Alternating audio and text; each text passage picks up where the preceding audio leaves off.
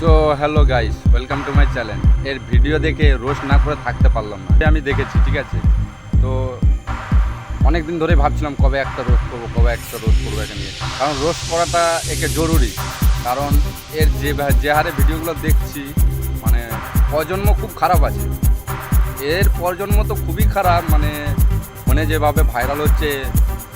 আমি রোস্টটা কারণ হচ্ছে এর ভিডিও যেমন সবাই অ্যাভয়েড করে চলে, সেই জন্যই রোস্টটা করা। তো এই দিদিভাইকে এটাই বলছি, ভিডিও করার জন্য অনেক রকম পদ্ধতি আছে, ঠিক আছে। এইভাবে উলঙ্গ ড্যান্স করে তুমি কী বোঝাতে চাও? তুমি কি একটা রেন্ডির উপরে হতে চাও নাকি?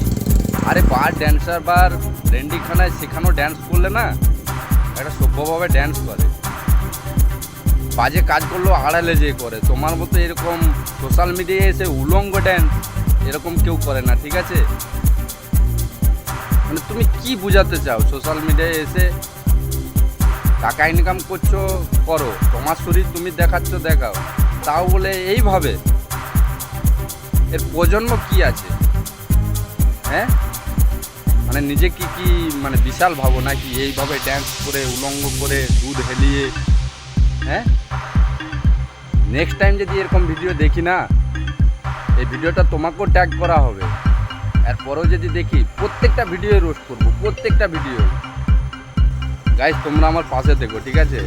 এদেরকে এইভাবেই রোস্ট করে দিতে হবে।